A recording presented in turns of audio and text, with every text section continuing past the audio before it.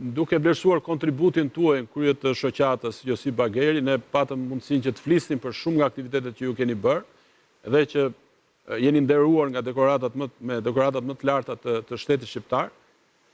Do doja që të kuptonim si është pritur kjo intervistë e zotit Fërçkovski në Maqedoni, pra cila ishte jehona në mediat shqiptare dhe në mediat slave, në mediat maqedonase në vendin tuaj.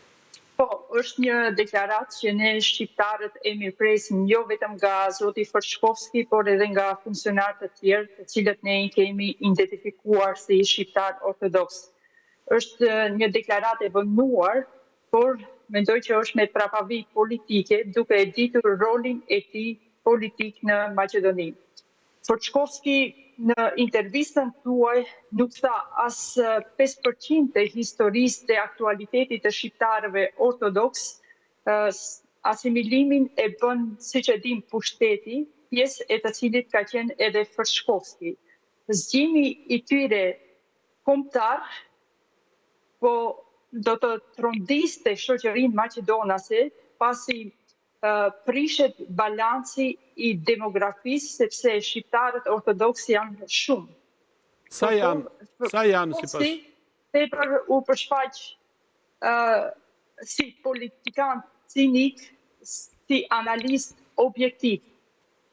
As ai, por edhe shqiptari që patet në panelin tuaj nuk e theksuan faktin se Islami që mburojë kundër asimilimit të shqiptarëve në Maqedoni dhe Kosovë, duke pasur parasysh se kishat ortodokse shqiptare kanë qenë në ndikim të kishave ortodokse serbe dhe ajo greke, të cilat e kanë shpërbër popullin shqiptar. Unë e dëgjova me vëmendje intervistën tuaj me zotin Fërçkovski, dhe i bëjmë dije se si kryetare e parë e shoqatës Josip Bageri e njoh mirë veprimtarinë e rilindasve tanë kombëtar, gjithsesi të Josip Bageri, i cili nuk u vra për çështje fetare, por për çështje kombëtare si patriot mbi të gjitha. Ndërsa sa i përket zgjimit të Fërçkovskit, ai bie në kundërshtim me fjalët e veta, ku edhe ai ka dëshirë që të bie në kundërshtim, ai tha që vetëm njerëzit e pamëndshur nuk evoluojnë, por nuk është ky qëllimi jon që si thosh ne ja përmendëm të kaluarën atij. Inshallah ka shumë njerëz si Fërçkovski që e pranojnë atë që kanë qenë gabim dhe ky është qëllimi. Edhe qëllimi juaj si shoqat supozoj. Po, është jo më kot, e thash në fillim, është një deklaratë që ne shqiptarët e mirëpresim, por për të qenë shqiptar ti duhet të punosh dhe të luftosh për interesat e shqiptarëve. Unë po ju përmend një fakt që edhe ai e përmendi akademikun Mateja Matevski, ku unë kam realizuar intervistën e fundit, ku ndër të tjerat kemi kuptuar që në një mbledhje të komisionit për marrëdhënien ndërmjet republikave, kombeve dhe kombësive, mbajtur më 4 dhjetor të vitit 1969, ku shqyrtoheshin ndryshimet ligjore për përdorimin e simboleve të kombësive, ka mbajtur qëndrim mjaft pozitiv dhe të guximshëm për kohën akademiku Matevski.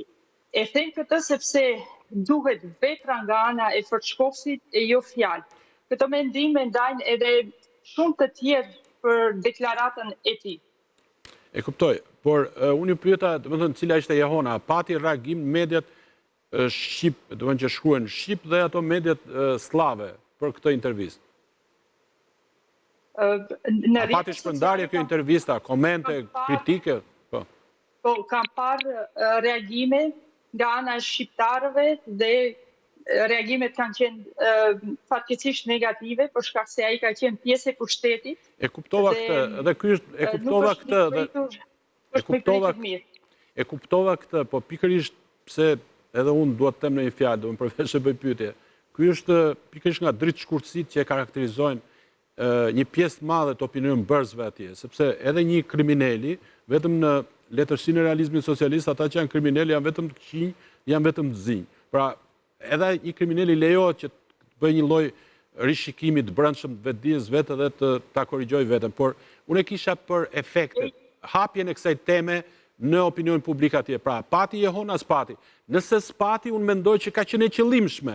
Pra, pjesa e cila nuk do që të flitet për këtë temë, pjesa slave, e cila indikon nga pak dhe pjesën shqiptare që ta etiketoj atë si kriminal, si vrasës, nuk do që të flitet për këtë temë.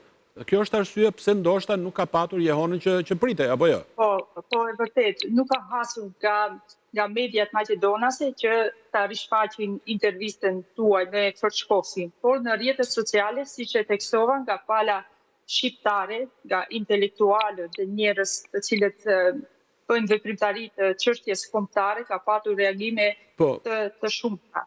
Por gjithsesi, doja që t'ju pyesja. Ne derë hapur. Sigurisht, u bë ai sebeb, domethënë që të flasim për këtë temë, dhe doja që t'ju pyesja juve. Unë kam bashkëpunuar për këtë emision me zotin Ibrahim Kelmendi, i cili kishte një pamundësi fizike që t'ishte i pranishme, dhe ai citon Vlado Popovski, një historian famshëm maqedonas, nuk e dia, është edhe ai shqiptar ortodoks në origjinë prej ardhi, i cili thotë që në 1913 rreth 40% e ortodoksëve në Maqedoni e kishin shqipen si gjuhë familjare. Cila është e vërteta sot? Sipas jush, sipas një vlerësimi. Sa i përket zotriut Vlado Popovski, i cilin kam pasur takimet e unë, është një ndër historianët që flet të vërtetën. Librat e tij janë promovuar edhe në universitetet tona shqiptare, me sa mbaj mend libri që flet për rilindjen shqiptare, është kënduar në gjuhën shqipe nga shkrimtari dhe përkthjesi Resul Shabani. Sot është një realitet i hidhur, edhe pse shoqata Josip Bageri ka punuar dhe misioni i saj ka qenë për identifikimin dhe ndërgjegjësimin e shqiptarëve ortodoks. Ne bëm shumë çka, gjë që triumfuan me dekorimin e Josip Bagerit si nder i kombit nga presidenca e Shqipërisë, atëherë në krye që zoti Bujar Nishani, po ashtu disa vite më vonë u dekorua edhe i vllai Josip Bageri, Teodor Jovan Divrani, me dekoratën kalorsi i urdhrit të flamurit. Teodor Jovan Divrani njihet për kontributin e tij për mëkëmbjen e kishës dhe shkollës shqipe në anën tona. Delvina, nëse mund të nëse mund të flasim, po ju më tregoj për realitetin këtu në fakt. Po pra, kemi një vlerësim që sa mund të jenë shqiptare. Me faktorin politik shqiptar, ne bëm një deputet, Branko Manalovski. Delvina, ne dim, kjo është arsye pse kemi referime nga shkrimet e tyre, ju thash që po citoj katarsisin e shkruar nga Branko Manalovski, katarsisin për nënën Zafirka, por duhet kuptoj, ka ndonjë vlerësim, jo një shoqat që merrni me këtë realitet.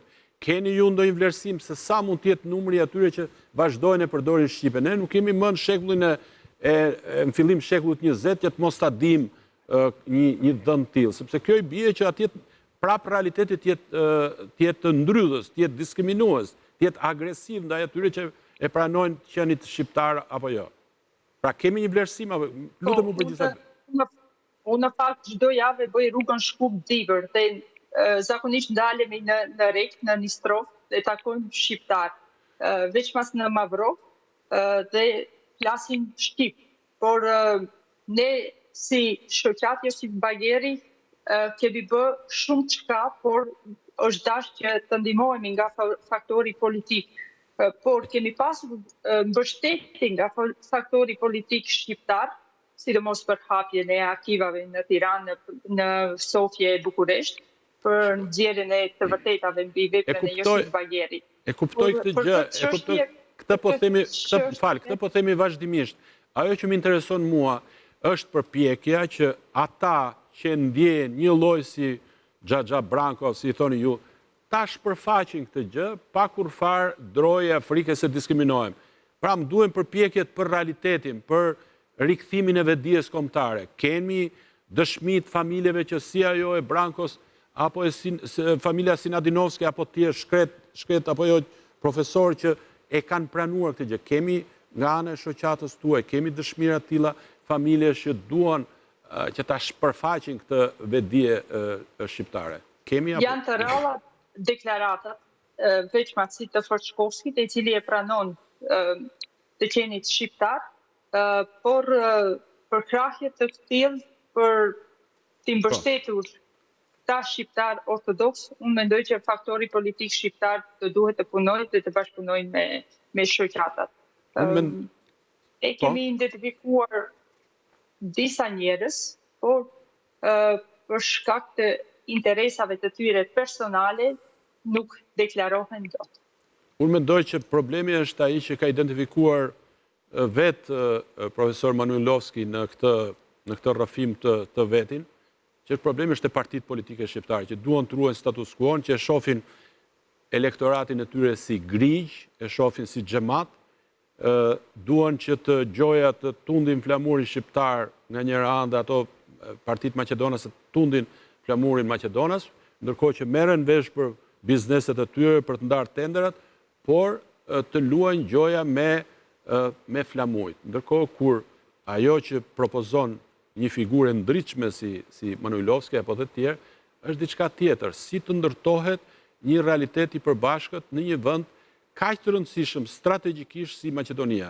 Edhe unë prisja që të kisha për jush dëshmi të tilla, por do kemi rast që të flasim edhe në emisione të tjera. Unë ju falenderoj dhe ju uroj sukses në punën tuaj fisnike. Uroj që në të ardhmen të jem në emisionin tuaj direkt, sepse kam probleme me dëgjimin. Përshëndes. Sigurisht, jeni ftuar. Një çështje që është tabu këtu dhe shumë e rëndësishme. Sigurisht, unë ju falenderoj, doja vetëm që të bëja një përkujtesë, filmi Josip Bageri është vepër, domethënë, e kineastit Kujtim Gjonaj, i cili është vjerri im. Filmi u shfaq para disa vitesh në Maqedoni dhe ishin pamje që pam në letrën e Kristi Bagerit për teatrin, ishin pamjet e këtij filmi, pra kinematografia shqiptare është kthyer edhe te Intem si ajo, fal kontributit të Kujtim Gjonajt.